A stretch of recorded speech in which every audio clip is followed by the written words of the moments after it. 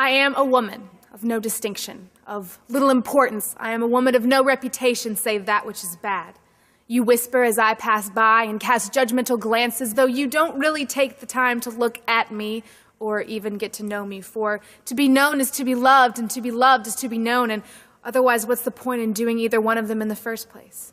I want to be known. I want someone to look at my face and not just see 2 eyes, a nose, a mouth, and 2 ears, but to see all that I am and could be, all my hopes, loves, and fears. But that's too much to hope for, to wish for, or pray for, so I don't, not anymore. Now I keep to myself, and by that I mean the pain that keeps me in my own private jail, the pain that's brought me here at midday to this well.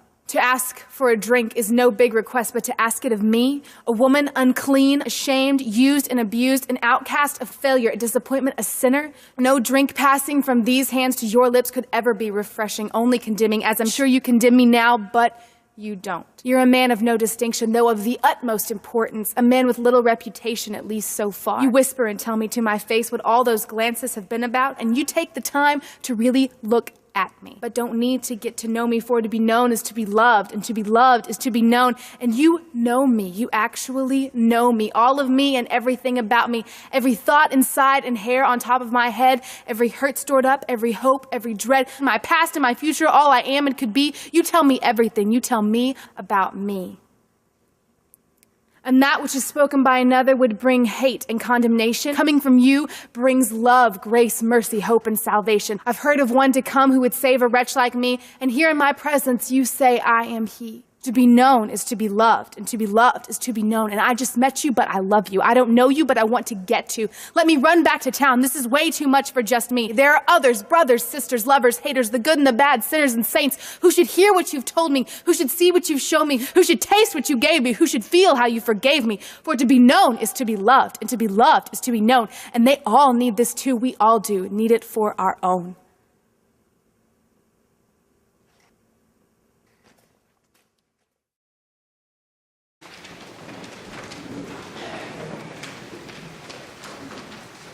Today's message is from John, chapter 4, verses 5 through 30. To get there, he had to pass through Samaria. He came into Shechem, a Samaritan village that bordered the field Jacob had given his son Joseph. Jacob's well was still there. Jesus, worn out by the trip, sat down at the well.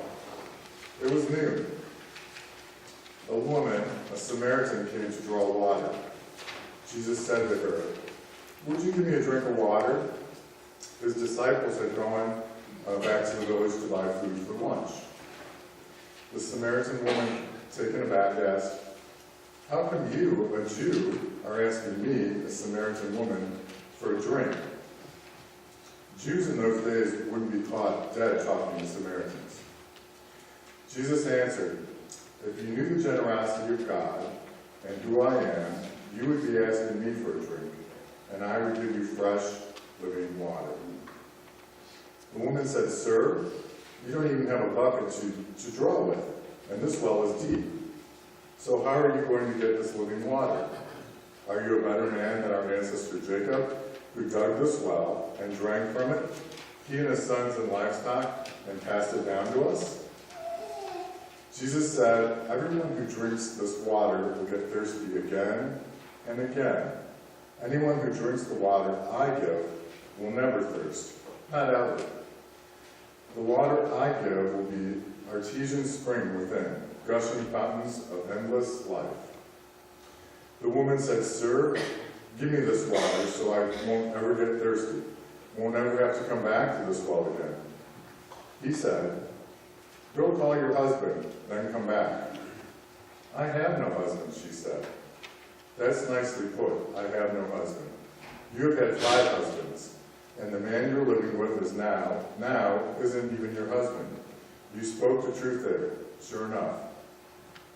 Oh, so you're a prophet. Well, tell me this.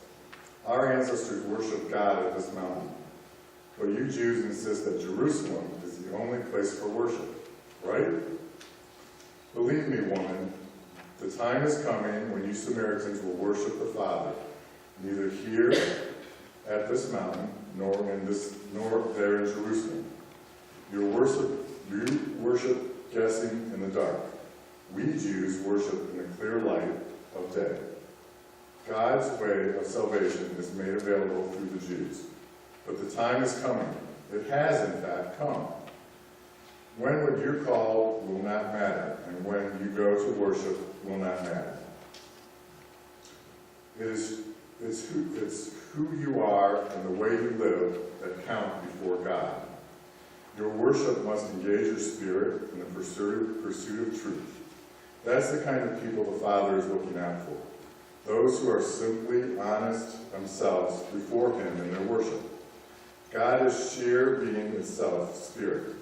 Those who worship Him must do it out of their very being, their spirits, their true love, their true selves, and adoration. The woman said, I don't know about that. I do know that the Messiah is coming. When He arrives, we'll get the whole story.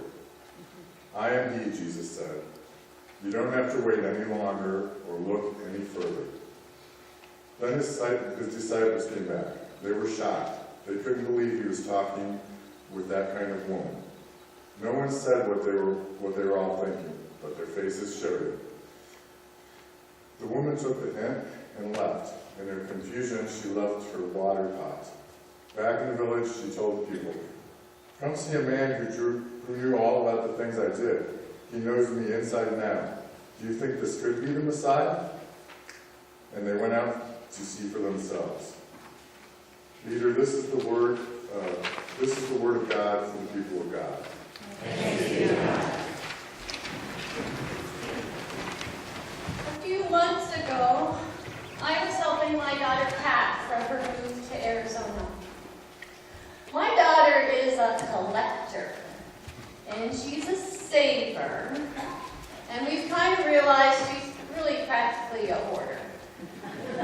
She packed a box of this big, just full of pens and markers. And even with donating and selling some items, she still had about 90 boxes of stuff for the movers. I went over one day to help her, and I could feel the panic attacks sweeping over me as I walked in and saw the clutter of her life. And I was trying not to judge, and I was definitely trying not to say the wrong thing. So I ended up not saying anything at all. And she kept asking me, Mom, what's wrong? Oh, nothing, I said. And I just took myself off to another room to tackle the mountain of keepsakes. What to save, what to pitch, what to give away. It was hard work sorting through everything, deciding what was important and what isn't. She kept things that I would have given away, and she got rid of things that I would have kept. Physical clutter that takes over our space invades our mental state to the point where we sometimes freeze with an inability to do anything at all. So the problem grows, kind of like the weeds that never die off in winter, and they're always the first ones to pop back in the spring. Well, it's the same for our spiritual souls, too. I like this passage from John. He's a really good storyteller, and this one grabs our attention right from the start. Jesus is heading to Galilee and chooses to go through Samaria. He's kind of taking the shortcut through a bad neighborhood. At least that's what the Jews felt at the time. The road could be very dangerous, and there was no love lost between the Jews and the Samaritans. But Jesus had a purpose and heads off. Now, in the desert mountains, you don't just take a casual walk at this time of day. It's hot. And he doesn't exactly have the ability to call for an Uber pickup. He doesn't even have a guy with a donkey and a cart. No, he walks, and he walks everywhere. It's high noon when he arrives at the well. He's thirsty, he's hot, and he's tired. Luckily, or maybe divinely, a woman appears with a jug. Can I have a drink of water? He asks. Wait, what? Jews can't talk to Samaritans. Men aren't permitted to talk to women without their husbands present. And a rabbi certainly wouldn't be talking to a questionable woman. But as we've seen these past weeks with Jesus, he's not bound by the concepts of the day. Life has not been easy for this woman, and she's hoping to just get her water and leave without enduring the looks and gossip of the other women. So she comes in the middle of the day, and here's this stranger, and it's a man. Now, this Samaritan woman is not meek and mild. She is a feisty gal. And she speaks right up and challenges Jesus, how is it that a Jew can ask a Samaritan woman for a drink of water? She's not afraid to break tradition either. And Jesus replies, if you only knew God's gift and who was asking it, you would have asked him, and he would have given you living water. What is this man talking about? This water has been here for years. We have always used this well. How can he be so bold as to presume to know more than Jacob? Our Samaritan woman is having a hard time seeing beyond what's right in front of her. We've always done it this way. Does that sound familiar? Everything she knew was so etched in her brain that there was no room for a new and different way of thinking. So she pushes back. Show me this water, so I won't have to keep coming to the well. She's calling his bluff. And she's thinking to herself, if this man knows where there's free-flowing water, my chore is going to be made easier. And if he doesn't, then I'm really no worse off than I am now. Somewhere deep inside of her is a need, and she's curious with what Jesus is telling her. She's seeking something more in her life. Now, it would have been easy at any time in this conversation to just give up and leave, get her water and go, and ignore him. But the same dogged determination that's kept her surviving has her intrigued. So meanwhile, back to our move. The day of the move had arrived. The plan was to meet her at her house and supervise the movers and leave by about 11 a.m. We were headed towards St. Louis. The plan did not allow for the movers to be 5 hours late. The plan was to drive in the daylight. The plan turned out to be a joke. We left about 3 p.m. for St. Louis. Now this trip takes about 7 hours if you don't stop for anything, so I knew we were going to arrive late. All the clutter I thought we had reduced was instead packed in her little car and strapped to the roof. I really thought the whole car was going to tip over like in a Looney Tunes cartoon. And last night it worked so beautifully, I had the slides timed and it went right to the picture. There it is. That's not much of an exaggeration.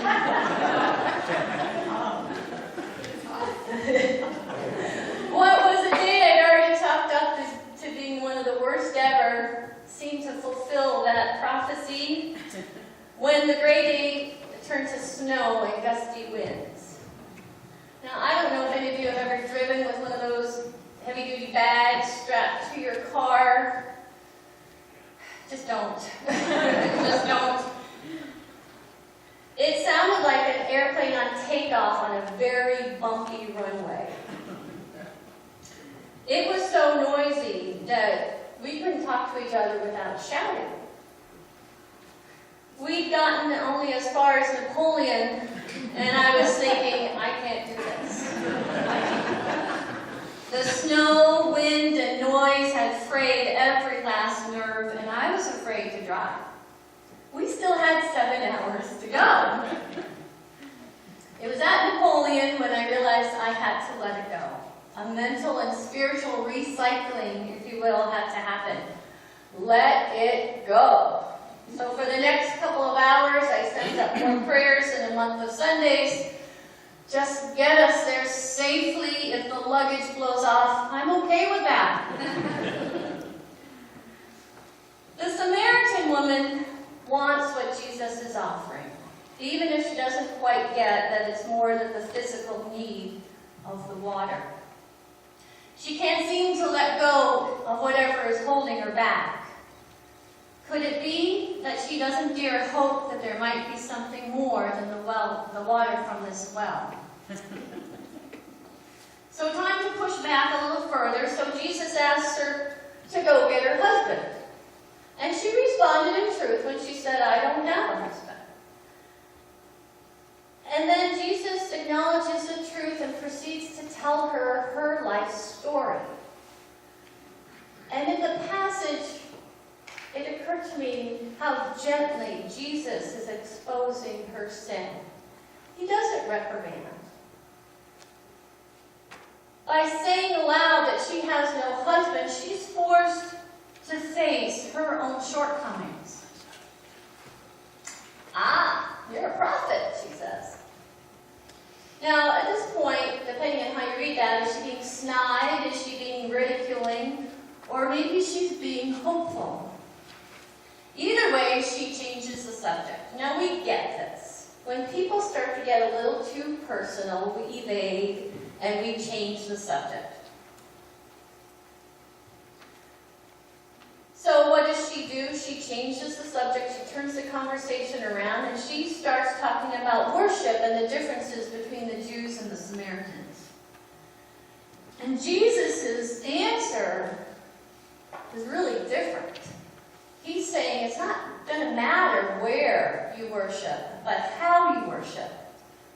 It's about coming to God in spirit and in truth. And this is very radical for this woman. And it's a lengthy answer that Jesus gives her. And so you kind of get a sense that about this point she's had enough of the conversation. So she goes, oh, when the Messiah comes, he'll set everything straight. Notice that she has faith that the Messiah is going to come. Jesus calmly replies to her, I am he. Now, I imagine there is this moment of stunned silence about this time in the conversation. And it's at this time, it was pretty good timing, that the disciples return from town. And they don't say anything, but by them being there, it kind of confirms for her what he has just said.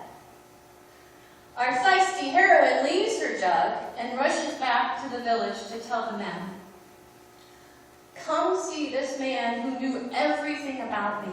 Could he be the Messiah? She's excited and joyful. Now this is quite a transformation from when we first met her. This is one extraordinary conversation. We are witnessing a powerful transformation of a woman who is burdened by her life choices, facing the truth, and letting go of all the baggage that was weighing her down so that she could accept God's grace. So back to our road trip. It wasn't the fun-filled road trip that I thought we were going to have, but we did arrive without any more incidents. And it occurred to me, once we let go of our fears and our doubts, that we were free to accept the grace that everything is going to be okay. We left weary and exhausted and arrived excited and happy. The story of the Samaritan woman, she's an extraordinary, yet extraordinary, let me get that right, because this was like really good. She's an ordinary woman, but yet she's extraordinary. And it doesn't matter that we don't know her name. She is no one, and yet she's everyone. That Jesus reveals himself to such a person, showing that the living Spirit is available to all of us.